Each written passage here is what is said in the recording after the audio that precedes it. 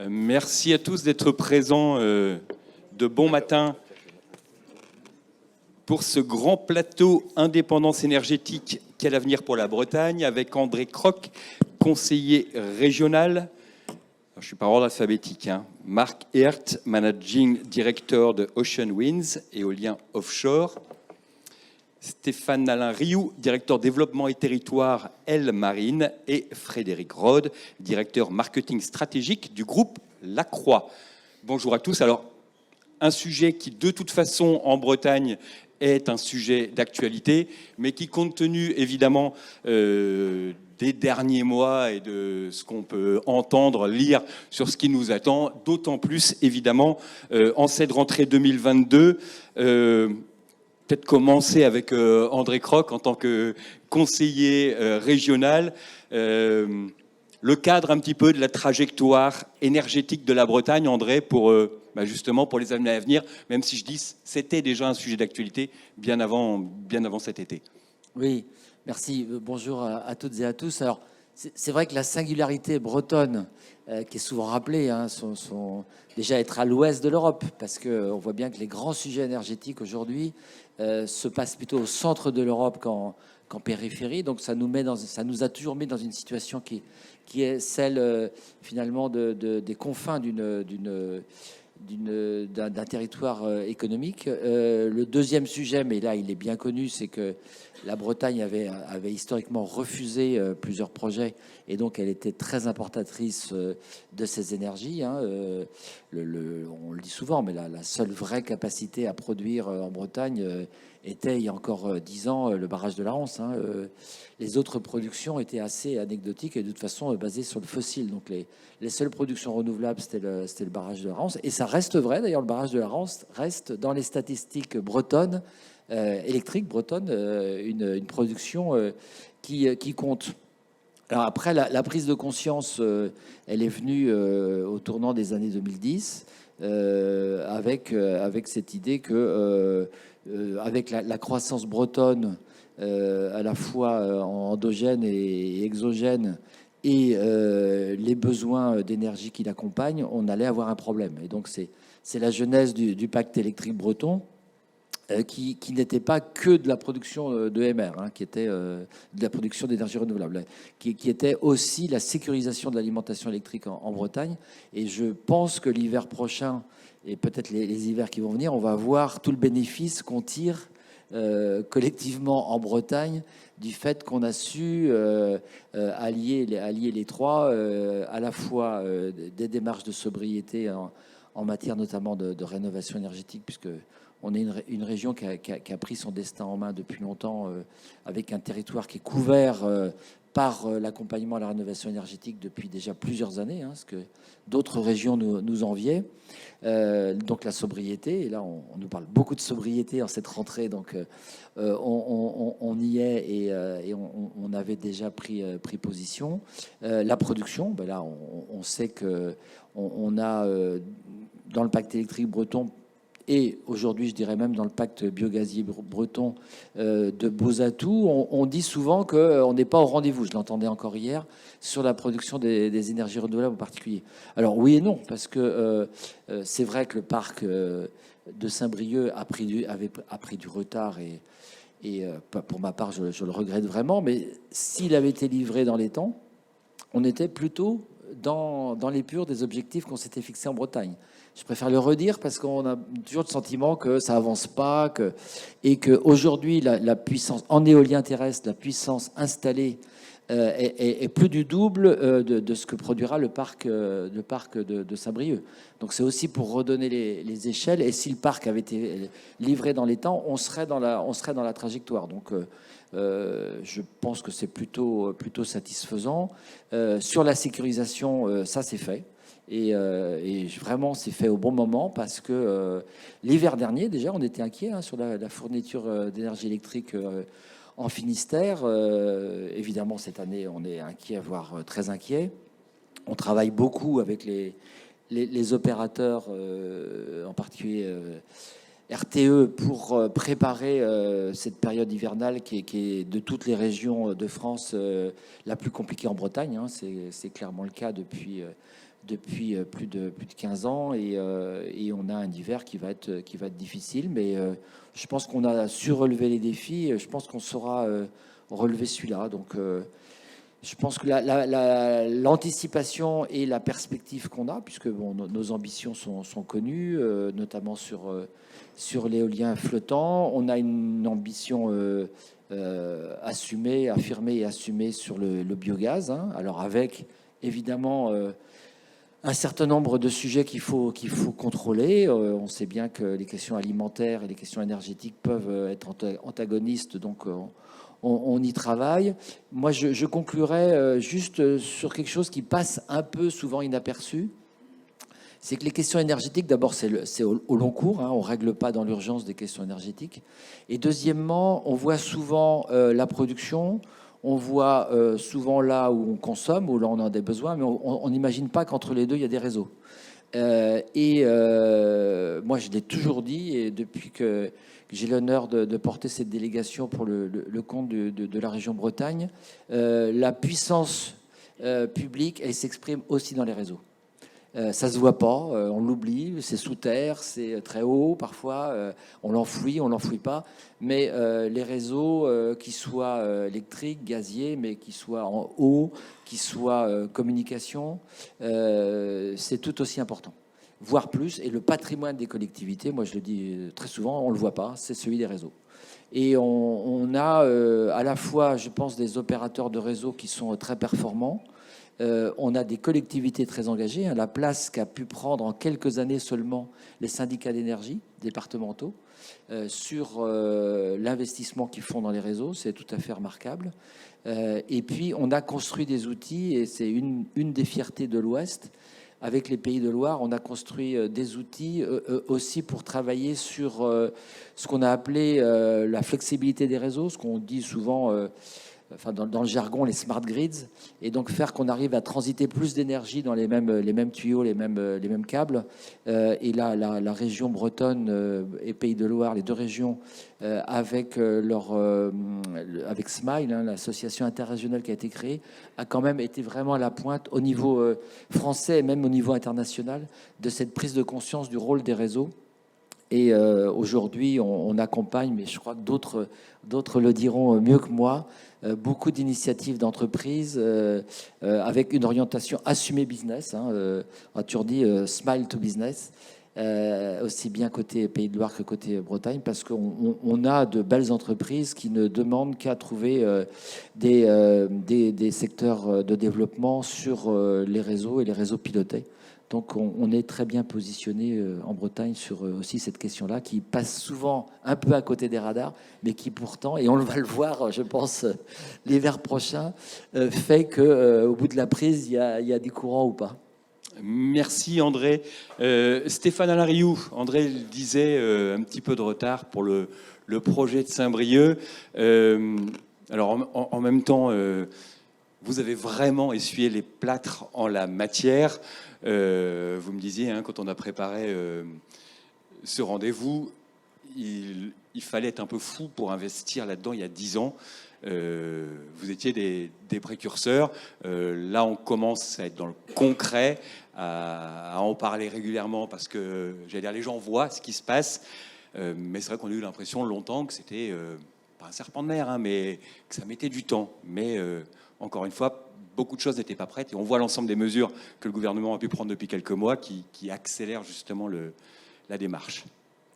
Oui, tout à fait. Alors, on n'a pas de retard, hein, on sera dans les temps. Il était prévu qu'on livre le chantier et qu'on livre le champ décembre 2023. Aujourd'hui, on est exactement dans cette ligne, hein, puisqu'on est à plus de 40% d'installation de ce qu'on appelle les fondations jaquettes, c'est-à-dire celles qui ont été construites pour partie à Brest et qui sont aujourd'hui installées, et un petit peu moins de 50% de ce que l'on appelle les forages et l'installation des pieux. Donc on est sur une bonne ligne avec une belle avancée, parce qu'on a tous pu constater qu'on a eu un très bel été, donc ça facilite beaucoup les travaux en mer.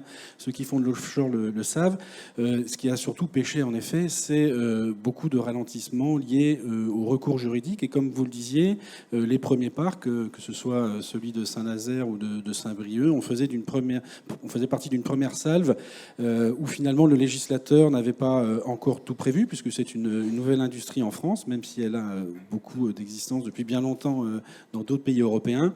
Et donc voilà, Iberdrola Elmarine a été déclaré lauréat du parc de Saint-Brieuc en 2012. L'ensemble des autorisations ont été obtenues en 2017 et on a pu démarrer les travaux uniquement en 2021-2020. Donc voilà, c'est, comment dirais-je, un apprentissage collectif. Beaucoup d'industriels bretons étaient déjà prêts et mobilisés.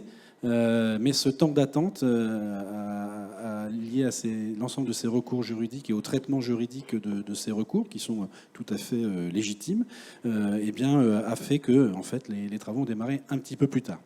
Vous êtes optimiste sur justement la nouvelle réglementation adoptée par l'État ? Alors Iberdrola, qui construit des parcs éoliens et des parcs éoliens offshore partout dans le monde, on est toujours optimiste. On est toujours ravis de voir que les États sont dans une dynamique extrêmement positive.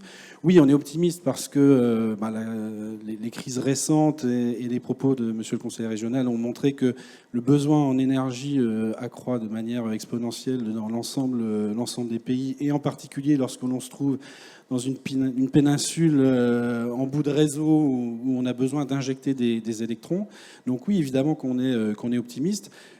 Là, on est plus optimiste en tant que breton Elmarine, c'est que le parc de Saint-Brieuc a vraiment permis, je pense, de mettre le pied à l'étrier à beaucoup d'entreprises bretonnes qui ont été accompagnées en cela par les pôles de compétitivité, les clusters industriels comme Bretagne Pôle Naval, que ce soit les chambres consulaires et l'ensemble des organismes.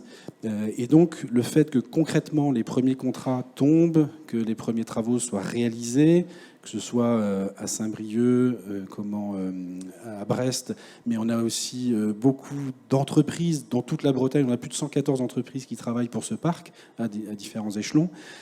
Tout ça a montré qu'il y avait du concret, une réalité de ce marché offshore international qu'on voit un peu par voie de presse. Et en fin de compte, chacun a sa place. C'est une industrie qui, je le dis toujours, est dans un paradoxe. On est à la fois hyper local parce qu'on est inséré à un endroit bien précis. Nous, c'est au large de la baie de Saint-Brieuc. Et c'est en même temps une industrie européenne, voire mondiale, parce qu'il y a des moyens que l'on doit mobiliser dans l'ensemble des industries européennes et mondiales. Donc, on est comme ça, toujours écartelé entre les deux. Et finalement, comme c'est aussi une industrie extrêmement normée, standardisée, lorsque vous avez les bons agréments, lorsque vous avez la bonne compétence, et bien finalement, les acheteurs, quel que soit le développeur, ne voient pas de différence et se lancent avec vous. Donc, je pense que les premiers travaux qui ont été menés ici à la Pointe Bretonne sur ce champ ont permis de donner du concret à beaucoup d'entreprises qui hésitaient peut-être à un moment à se positionner sur ce marché qui fait 30% de croissance depuis 4 ans au niveau européen. Alors vous me disiez, c'est toute une industrie, l'offshore éolien. Les jackets, c'est 287 équivalents temps plein. Et qu'il ne faut pas perdre cette main-d'œuvre entre deux chantiers. Faut pouvoir la garder sous tension. Alors tous les industriels, quels qu'ils soient, savent qu'aujourd'hui, la difficulté, c'est de recruter et de recruter des gens avec les bonnes compétences. Donc oui, notre contractant Navantia Windar à Brest a pu, pendant plusieurs mois, avec l'aide de plus de 14 entreprises brestoises et bretonnes, monter la moitié des croisillons et des nœuds des fondations jaquettes sur le pôle d'air de Brest. Donc oui, 287 équivalents temps plein. Une grande réussite de ce projet, et on en est particulièrement fiers, c'est que Navantia Windar, qui est un très grand de la construction navale et de la construction offshore, pour la première fois délocalisé une partie de ses productions sur un autre site que le sien qui est à la Corogne. Et au final, même si ça a été difficile et l'accompagnement est toujours compliqué parce qu'on préfère tous sa routine et son quotidien, ils nous ont dit depuis, finalement, on ne pensait pas que d'avoir un chantier délocalisé, ça pourrait fonctionner. Et dans leur tête, ça leur a ouvert des possibilités nouvelles, en se disant, il y a des marchés sur lesquels on pourrait se rapprocher, le marché français évidemment, mais le marché irlandais, le marché anglais. Et donc Brest a finalement fait la preuve, et la Bretagne a fait la preuve, qu'elle était capable d'accueillir ce type d'industriel et d'avoir des réussites sur la fabrication de ce qu'ils font. Et donc pour nous, ça c'est extrêmement important, et vous avez raison. Le challenge pour nous, c'est de dire il faut accélérer, il faut que les nouveaux parcs, les nouveaux appels d'offres de l'État soient, que les candidats soient, enfin les lauréats soient choisis rapidement, parce que le risque, en effet, c'est que cette main-d'œuvre, qui est extrêmement recherchée par de nombreux industriels dans le maritime, voire ailleurs, il ne faudrait pas qu'elle s'échappe et qu'elle aille sur d'autres secteurs économiques. Donc voilà, un challenge collectif, je crois, c'est d'accélérer encore cette progression de l'éolien offshore, de façon à ce que les jeunes et les moins jeunes qui ont travaillé sur ce champ puissent trouver de nouveaux contrats avec les nouveaux développeurs. Un petit mot sur, même si j'ai l'impression que ça a tendance à se calmer, sur le bruit de fond qu'on entend ou qu'on entendait autour de l'implantation de l'éolien offshore. Ce qu'on lit souvent dans les journaux, c'est les gens qui ne sont pas, enfin qui sont contre carrément. Et puis un petit mot des pêcheurs, la façon de leur parler, de leur présenter le projet, et puis les études qui sont menées également, parce que vous faites pas ça comme ça. Il y a des études qui sont faites justement sur la pêche. Un petit mot sur cette partie. En gros, c'est l'habitant dit je suis pour l'éolien offshore, mais pas en face de chez moi. Oui, l'habitant est pour le bio et achète pas de bio en grande surface. Donc voilà, c'est un grand classique. On sait bien que c'est nouveau, c'est difficile. Je crois que là aussi, on a payé la longueur du projet, parce qu'au départ, les comités des pêches, d'ailleurs en conférence régionale mer et littoral, organe original et unique à l'époque de gouvernance partagée de la région Bretagne avec les préfectures, avaient bien validé les sites. Et d'ailleurs, ces mêmes pêcheurs étaient supporters du projet à l'époque. Force est de constater qu'avec le temps, il y a eu aussi des modifications des types de pêche. On a vu aussi une rupture de la solidarité générationnelle, c'est-à-dire que des jeunes en 10 ans se sont installés et ne se sentaient pas engagés par ce qu'avaient pris comme engagement leurs prédécesseurs ou leurs représentants de l'époque.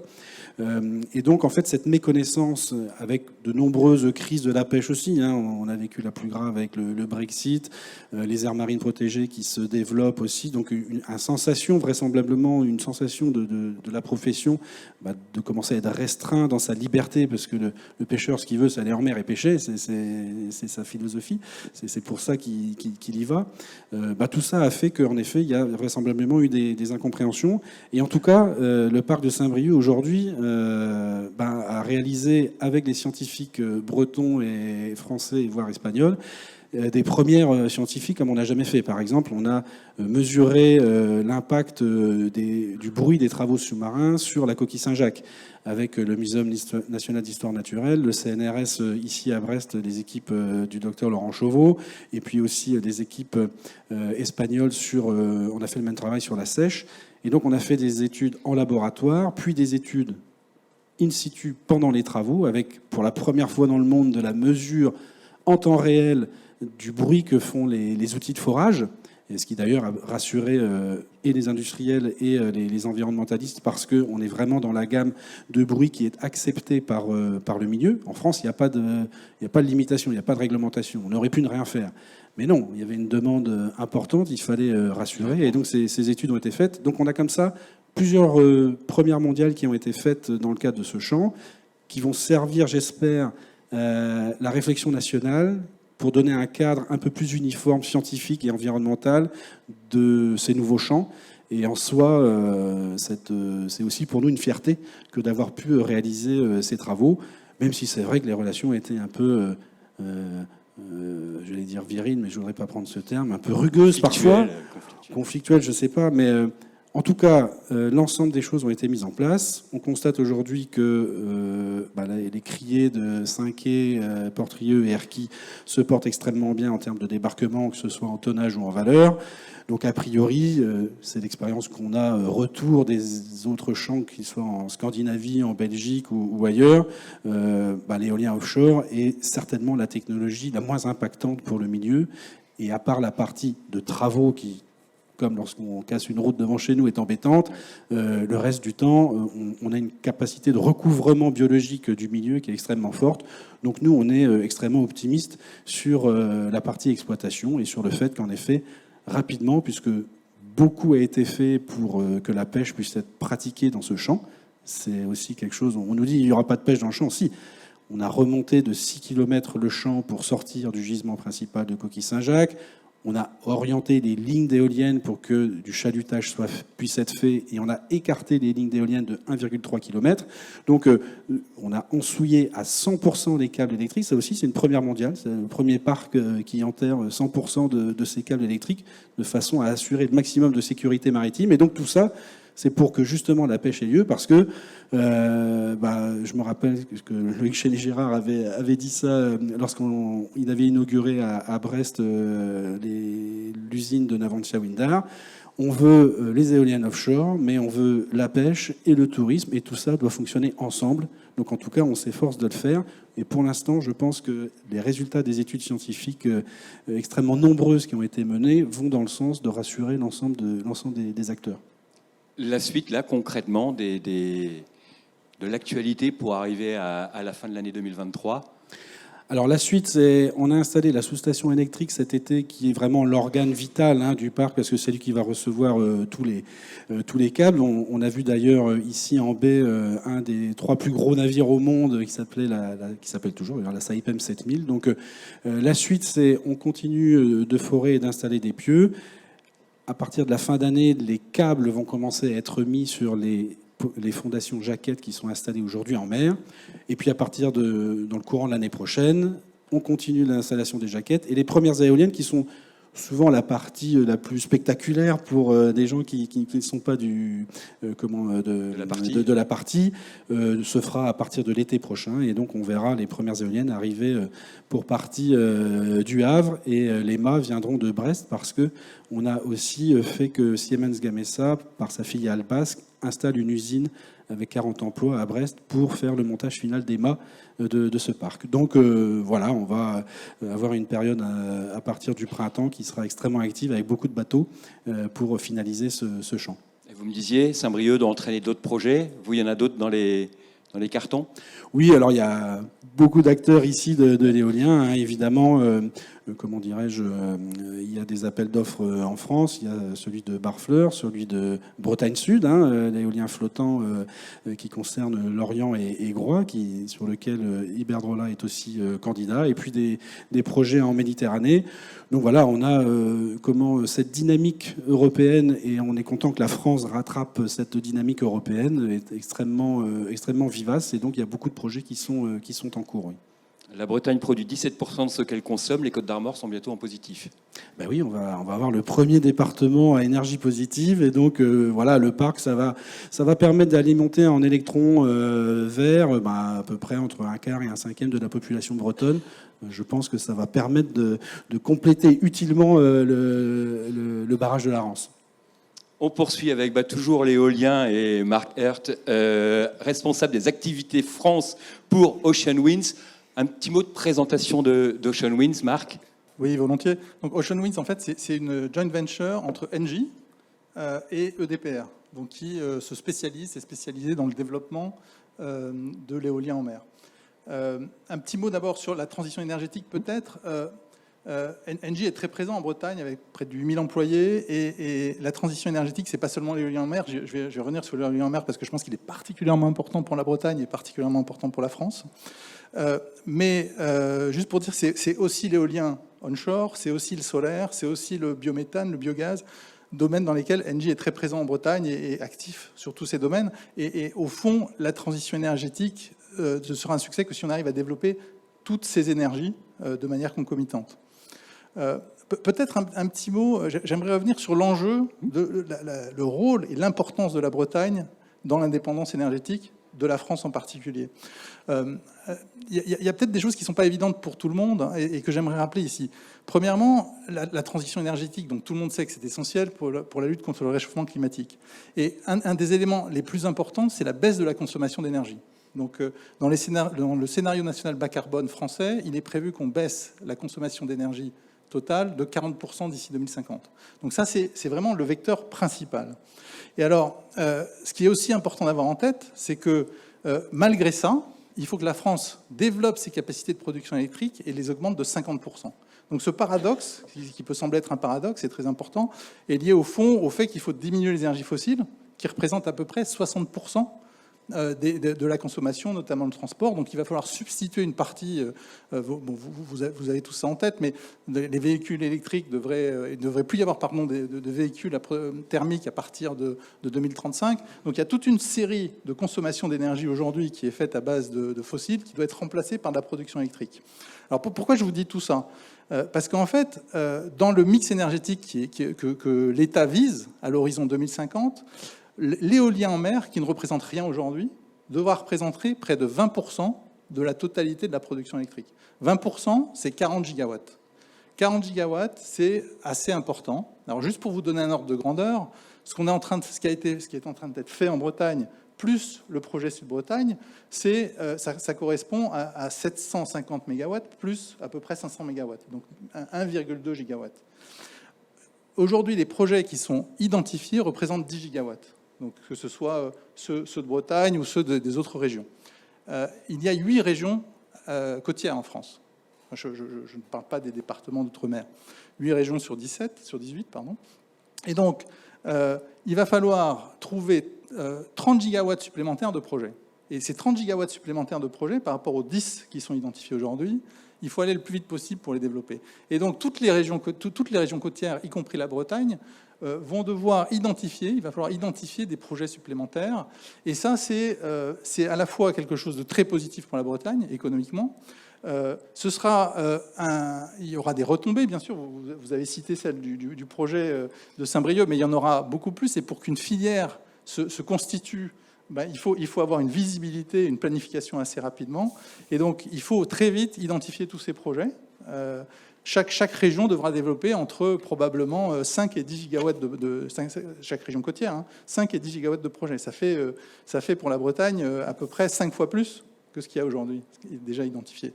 Donc il y a vraiment un développement et il faut être rapide parce que la transition énergétique, c'est maintenant, c'est aujourd'hui et il ne faut pas attendre.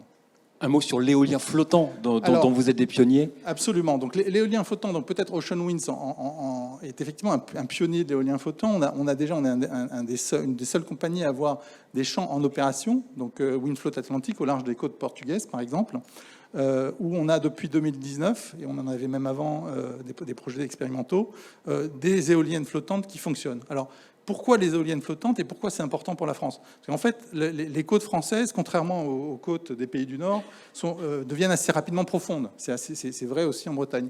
Et pour l'acceptabilité des projets, en fait, on le voit bien aujourd'hui, il faut essayer de s'éloigner le plus possible des côtes. Et grâce à l'éolien flottant, en fait, on peut s'éloigner plus des côtes et avoir des projets qui vont à des profondeurs supérieures à 50 mètres, 60 mètres.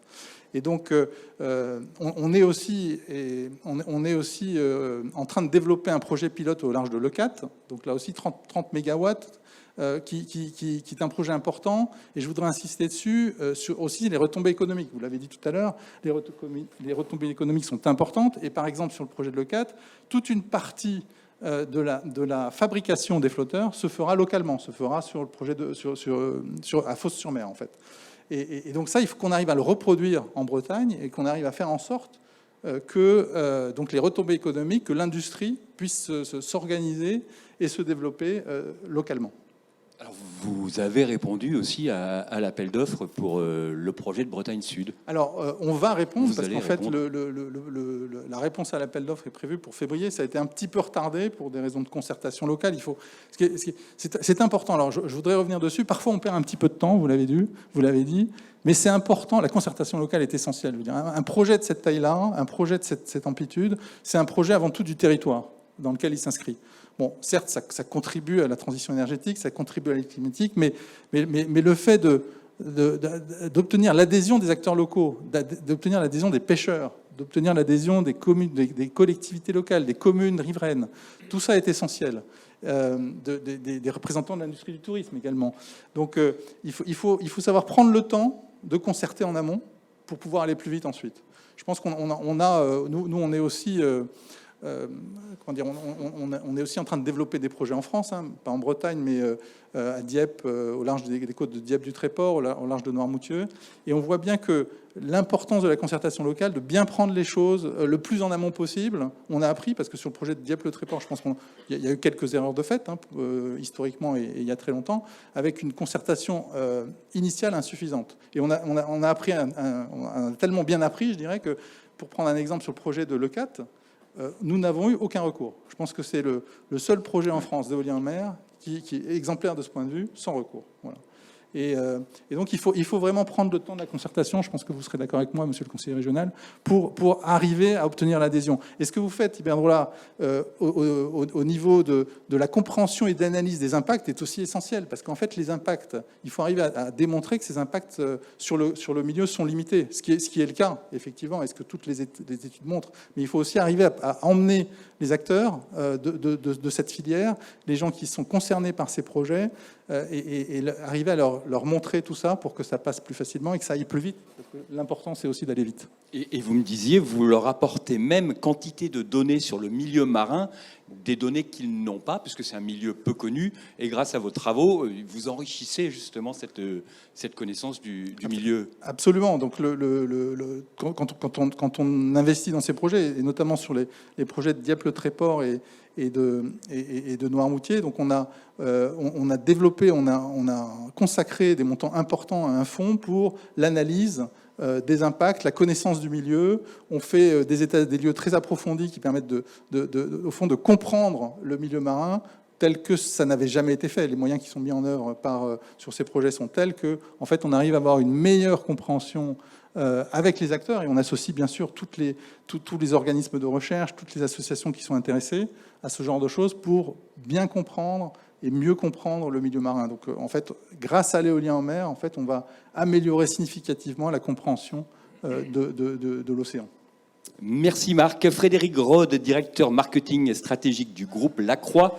L'activité environnement portée par les conditions climatiques, c'est ce que vous me disiez. Alors là, vous avez dû être, servi cet été. L'activité environnement, 2 business units, Sofrel, réseau d'eau et chauffage, et Allemande, réseau électrique intelligent. Bonjour à tous. Peut-être un tout petit rappel du groupe Lacroix dans son ensemble, puisque le groupe, c'est l'activité environnement que vous venez de rappeler. C'est aussi 2 autres activités. Une activité pure de sous-traitance électronique, qui est le cœur du réacteur et qui sert l'ensemble des activités, et une activité dans le Smart City. Là, je dirais, le point commun entre les activités environnement et Smart City, c'est que je vais m'inscrire dans les propos de Monsieur Croc. C'est l'avantage de passer en dernier, c'est qu'on écoute et du coup, on peut rebondir. Nous avons une expertise de gestion, de télégestion des réseaux. Donc nous sommes que dans les réseaux. Donc je ne peux que applaudir ce que vous avez dit tout à l'heure.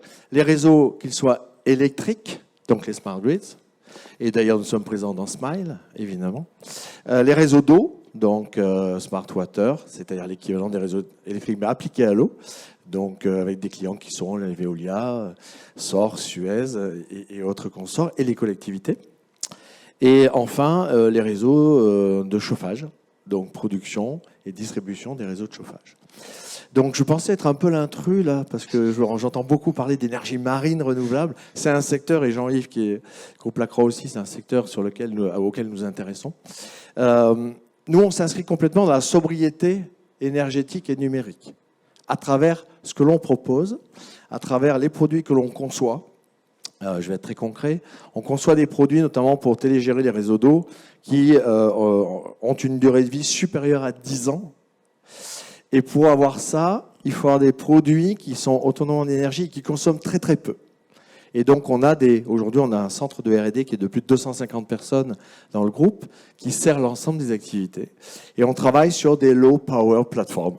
Donc pour justement optimiser la consommation de nos propres produits. Alors, c'est une goutte d'eau, évidemment. Mais voilà. Le deuxième point, c'est qu'on développe des solutions qui permettent à nos clients aussi d'optimiser les consommations énergétiques de leur réseau. D'accord ? Alors, des solutions qui font appel au numérique. Donc, on s'inscrit aussi dans la sobriété numérique. Alors, ça veut dire quoi pour nous ? Ça veut dire que tout ce qu'on conçoit, on optimise la consommation du numérique. Hugues Milly disait hier, le numérique utile. Ben, je trouve que c'est un très bon terme. Le numérique utile, c'est le numérique au service d'eux, mais au service juste d'eux. Voilà.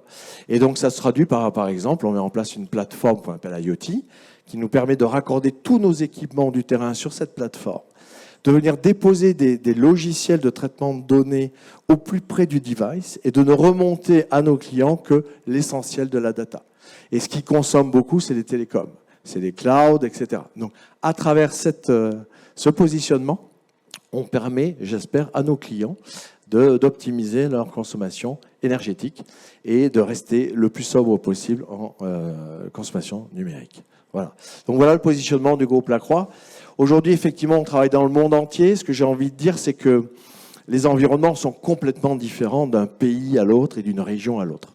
On est très présent en Asie, en Amérique latine, en Espagne, en Italie, dans l'Europe, en Allemagne, etc. Et on voit qu'il faut s'adapter à chaque condition. Nous sommes leaders sur la partie feed-in management, donc énergie renouvelable en Allemagne. C'est un contexte économique. Ce sont des acteurs qui sont complètement différents des acteurs français. Je ne vous mentionne même pas l'Asie, où la façon de travailler en Asie est complètement différente. Leurs besoins sont différents. On est très présent en Afrique. Donc évidemment que l'échelle de temps n'est pas la même dans tous ces pays. Et notre vocation, notre métier, nos objectifs, c'est de développer, de s'adapter à tous ces besoins des clients. Voilà. On a parlé eau quand on a échangé, puisque l'eau a été un grand sujet de cet été. On l'a vu ce qui s'est passé avec la sécheresse, les conditions de météo. Vous me parliez des 15% de non-revenue water, l'eau potable produite, perdue avant d'arriver chez le client. Évitons les fuites, le réseau le permet, mieux réguler la pression. Et puis, bon, quelque chose dont on commence à parler, c'est quand l'eau tombe du ciel, ce qui ne serait pas idiot, c'est de la récupérer.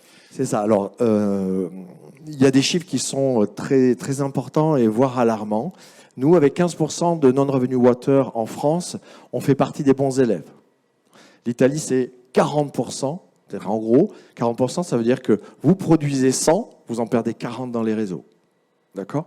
Donc, en fait, nous, ce qu'on fait, c'est qu'on équipe ces réseaux de capteurs. Le numérique vient nous aider à un peu trianguler tout ça pour dire les choses un peu clairement. Et du coup, d'indiquer à nos clients où sont les fuites pour qu'ils interviennent rapidement. Il y a un gros travail de prédiction aussi à faire, de plus en plus. Il y a un travail aussi d'optimisation pour nos clients, d'optimisation de l'entretien, donc un travail prédictif. Voilà, donc tout ça, effectivement, c'est important. Quand vous pensez qu'en Italie, 40% de pertes dans les réseaux, c'est monstrueux. En Espagne, on est plus près de 20%. Et dans certains autres pays qui sont, je dirais, à l'aune des réseaux de production et de distribution, c'est monstrueux. Donc il y a des gros enjeux déjà d'économie, donc de sobriété, on parlait d'électricité, on parlait de numérique, et de sobriété en consommation d'eau, et d'optimiser tous ces réseaux. Donc les réseaux, c'est juste le cœur du sujet. Les enjeux autour de l'eau ne sont pas découplés des enjeux énergétiques, c'est ce que vous me disiez. Évidemment, si j'ai pas en tête les chiffres, mais pour faire fonctionner un réseau d'eau, vous avez des pompes, ça tourne à fond, vous avez des régulations de niveau, vous avez un tas de choses. Un petit premier poste de charge. C'est le premier poste de charge. Il y a 3 postes de charge. Je vois d'anciens collègues là, parce que c'était mon métier avant. Il y a 3 postes de charge. En fait, il y a l'énergie qui est le premier poste de charge. Ensuite, il y a souvent les coûts de personnel et les produits chimiques. Donc voilà, on s'inscrit dans cette chaîne de valeur pour contribuer à l'impact. Et puis alors la Bretagne, pourquoi la Bretagne ? Pourquoi vous m'avez invité ? Parce qu'on est un groupe breton et ligérien. Notre siège est à Nantes, l'activité plutôt sous-traitance électronique et Smart City. Et l'activité environnement est à Rennes et notre centre de R&D est à Rennes. Donc voilà, donc nous sommes vraiment à cheval sur les 2 belles régions qui sont dans des enjeux, autour des enjeux d'indépendance énergétique. Eh ben, merci à tous les 4 pour ce grand plateau. Vous pouvez les applaudir. Merci beaucoup. Bonne matinée à tous.